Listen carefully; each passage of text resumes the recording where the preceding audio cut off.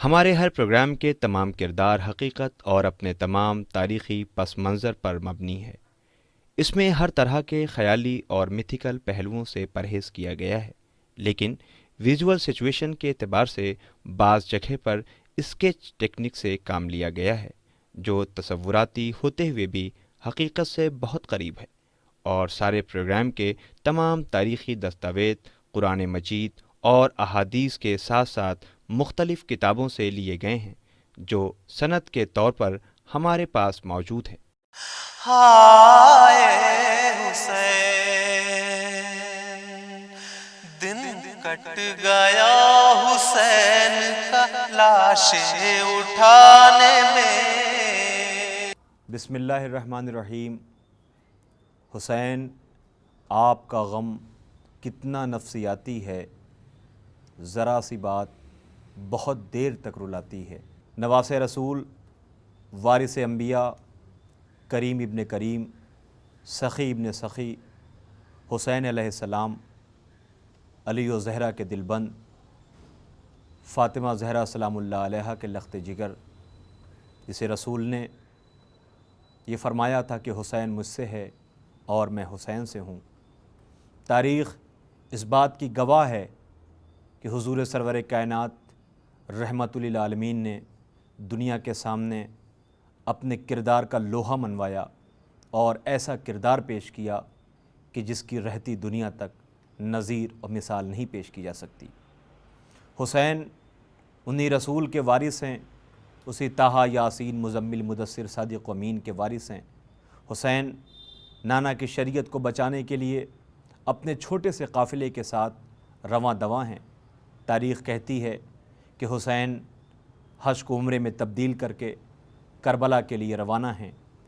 راستے میں ایک ایسی منزل آتی ہے کہ جہاں حسین ابن علی کی ملاقات ایک ایسے قافلے سے ہوتی ہے جو بظاہر دشمن کا قافلہ ہے، حسین کا راستہ روکنے کے لیے آیا ہوا ہے۔ جیسے ہی حسین کی نظر پڑی، حسین نے اپنے بھائی عباس، اپنے بیٹے علی اکبر، اون و محمد و قاسم کو بلایا اور بلا کے کہا، دیکھو وہ جو سامنے قافلہ نظر آ رہا ہے یہ دشمن کا قافلہ ہے، مگر اے عباس یہ قافلہ پیاسا ہے، ہم پہلے انسان ہیں۔ حسین علیہ السلام نے حکم دیا کہ مشق کے دہانے کھولے جائیں۔ بھئی یہ حکم ملنا تھا غازی الفضل العباس، جو حسین کے اشاروں کو سمجھتے ہیں۔ وہ عباس کہ جو حسین کے لیے مانگے گئے، جو کربلا کے لیے مانگے گئے، اس عباس نے مشق کے دہانے کھول دیے۔ ایک یہاں پر سوال پیدا ہوتا ہے کہ حسین علیہ السلام سے اگر پوچھا جائے، اے نواس رسول، اے علی کے لال، آپ کے ساتھ چھوٹے چھوٹے بچے ہیں جو اس تیز دھوپ میں دشمن چاروں طرف ہیں، آپ کے ساتھ، آپ کی ہمدردی میں آپ کے ساتھ کوئی کھڑا نظر نہیں آتا، ایسے میں دشمن کا قافلہ ہے، اگر آپ پانی اسے دے دیں گے تو پھر پانی کون دے گا؟ لیکن حسین علیہ السلام دنیا کو ایک درس دینا چاہتے ہیں، دنیا کو ایک پیغام دینا چاہتے ہیں۔ قیام امام حسین کا مقصد ہی یہی ہے کہ دنیا کے سامنے انسانیت کا درس دیا جائے، اور یقینی طور پر یہ کربلا، یہ محرم، یہ حسین کا غم، یہ حسین کی صف ازا، یہ حسین کا ماتم، یہ حسین کا سوگ انسانیت کا پیغام ہے۔ یقینی طور پر اگر ہم آنسوؤں کا نذرانہ، اگر سینہ زنی، یہ صف ماتم، یہ فرش ازا بچھا کر کے دنیا کو یہ پیغام دے رہے ہیں کہ ہم حسین کا غم منا رہے ہیں، دراصل ساتھ ساتھ دنیا کے سامنے ایک پیغام بھی ہے کہ آج پوری دنیا دہشت گردی سے پریشان ہے، آج پوری دنیا بھرشٹاچار سے پریشان ہے، آج پوری دنیا جو یہ آواز بلند کر رہی ہے کہ مذہب کے نام پر، انسانیت کے نام پر جو لوگ جو کچھ بھی کر رہے ہیں، معصوموں کی جان لے رہے ہیں، آج ہر طرف بم بلاسٹ ہو رہا ہے، آج ہر طرف خودکش حملے نظر آ رہے ہیں، آج سوسائڈ بم ہیں، آج پوری دنیا آتنکواد کے نام سے پریشان ہے۔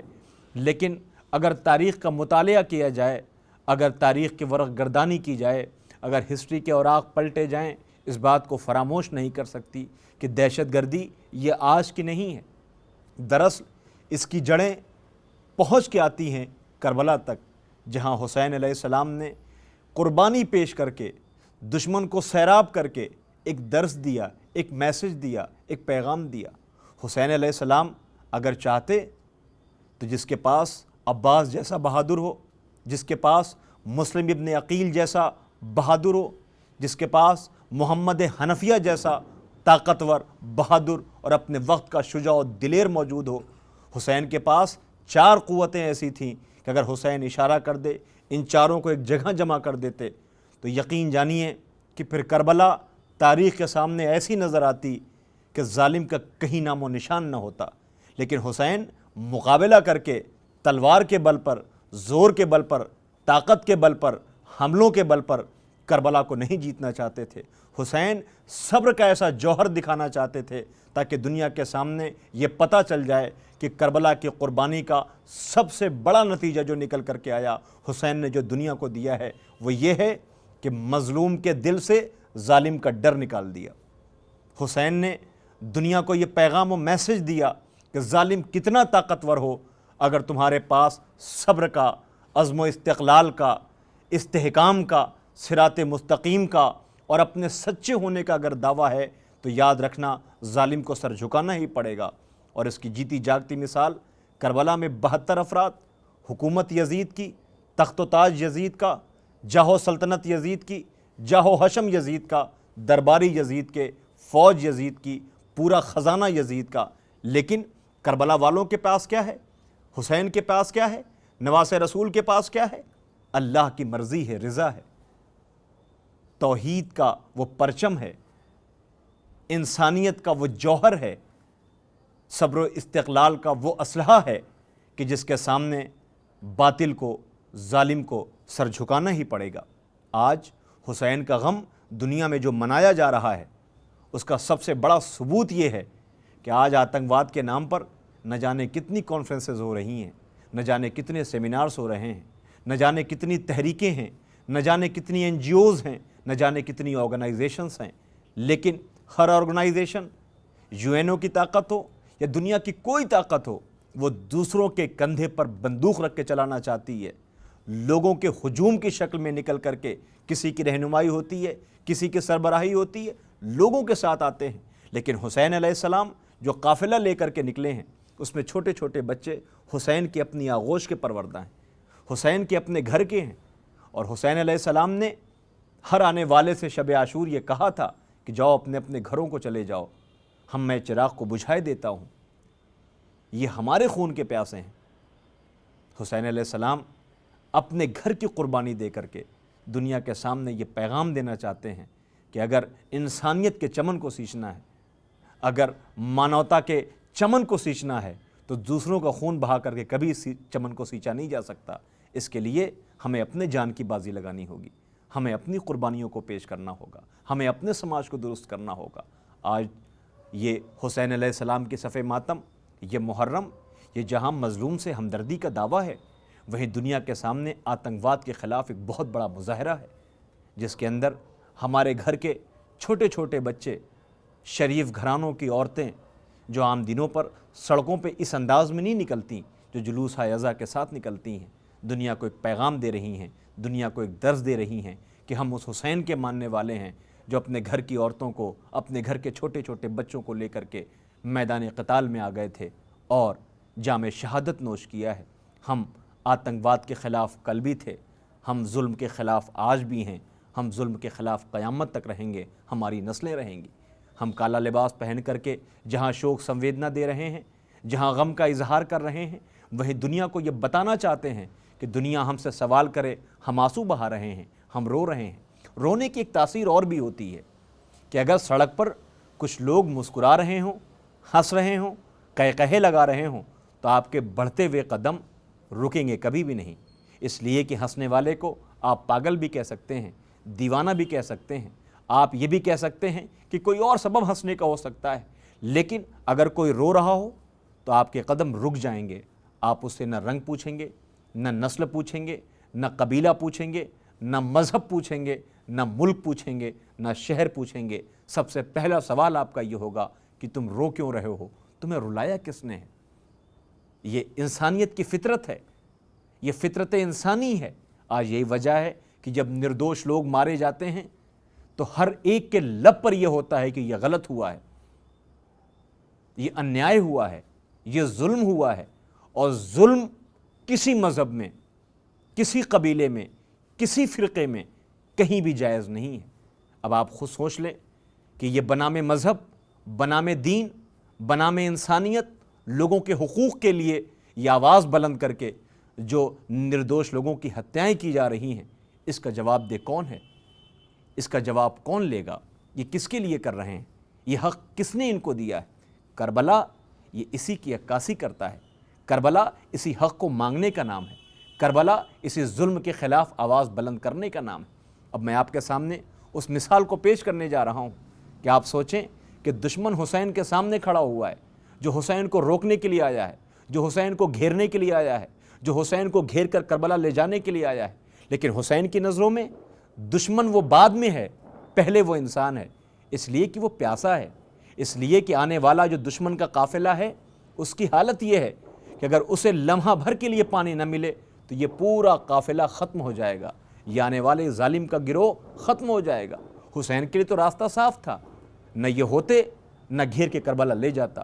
حسین کو پتہ ہے کہ آنے والا ہمارا دشمن ہے، لیکن سب سے پہلے حسین علیہ السلام نے اپنے بھائی عباس سے، اپنے بیٹے علی اکبر سے یہ کہا کہ یہ پہلے انسان ہیں، بعد میں دشمن ہیں۔ سنو، مشق کے دہانے کھول دو۔ مشق کا دہانہ کھول دیا گیا، انہیں سیراب کیا گیا، انہیں پانی پلایا گیا۔ جب سب نے یہ کہہ دیا کہ ہماری پیاس بجھ گئی، سب کی جان میں جان آ گئی، حسین کی نظر دیکھیں، کریم ابن کریم کے نواسے کی نظر دیکھیں۔ حسین نے آواز دیا، بھیا عباس، یہ بے زبان جانور ہیں، دیکھو پیاس کی وجہ سے ان کی زبانیں باہر نکلی ہوئی ہیں۔ عباس، مشق کے دہانے کھولو اور انہیں سیراب کرو۔ جانوروں کے سامنے، ان گھوڑوں کے سامنے پانی رکھ دیا گیا، اور ایک حکم اور حسین نے دیا، آواز دیا کہ دیکھو جب تک یہ اپنی مرضی سے 3 مرتبہ منہ نہ ہٹا لیں، خبردار ان کے سامنے سے پانی نہ ہٹایا جائے۔ جانور سیراب ہو گئے۔ آ کر کے عباس سقا نے، لشکر حسینی کے علمدار نے آ کر کے یہ کہا کہ آقا حسین، پانی پی لیا جانوروں نے۔ حسین نے کہا دیکھو یہ عرب کا ریگستان ہے، گھوڑوں کے پیر میں جو نال ہے، یہ نال گرمی کی وجہ سے گرم ہو چکے ہیں۔ دیکھو یہ جانور جو بے زبان ہیں، کہہ نہیں سکتے، مشق کے دہانے ان کے پیروں پہ کھول دو۔ سب کے پیروں پہ پانی ڈالا گیا۔ حسین کی نظر دیکھیں، کریم ابن کریم کے نواسے کی نظر دیکھیں، آخرکار ان کے نال پہ پانی ڈالا گیا۔ اسی حر کے فوج کا ایک سپاہی کہتا ہے کہ میں اس قافلے میں بہت پیچھے رہ گیا تھا، اور اگر مجھے پانی نہ ملتا تو میں مر جاتا، میری نظروں کے سامنے اندھیرا چھایا جاتا تھا۔ میں نے دیکھا کہ ایک شخص آگے بڑھا، اور بڑھنے کے بعد اس نے اپنے ہاتھوں سے مجھے سیراب کیا۔ پوچھا یہ کون ہے؟ جواب ملا یہ حسین ابن علی ہے۔ یہ حسین کا ایک ایسا کردار تھا جس نے اس فوج کے اوپر ایک چھاپ چھوڑی، دل جیتا، اور شاید یہی وجہ ہے کہ حر کے دل میں جو ایک بے چینی پیدا ہوئی، حر کے دل میں حسین کے لیے جو ایک عظمت پیدا ہوئی، شاید حسین علیہ السلام کا یہی کردار تھا۔ آخرکار تاریخ بتاتی ہے کہ جب یہ سب سیراب ہو گئے، حسین ابن علی آگے بڑھے، حر آیا اور کہا کہ ہم آپ کو روکنے کے لیے آئے ہیں، ہمیں حکم ملا ہے کہ ہم آپ کو روکیں، آپ کو قتل کریں، آپ کو گھیر کر لے چلیں۔ حسین ابن علی نے کہا سنو، تم نے تو ہمیں خط لکھ کر کے بلایا ہے۔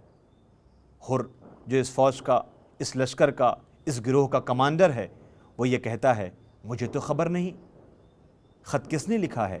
حسین علیہ السلام نے اشارہ کیا۔ تاریخ کہتی ہے کہ حسین علیہ السلام نے ان خطوط کو منگوایا جو کوفے سے آئے تھے۔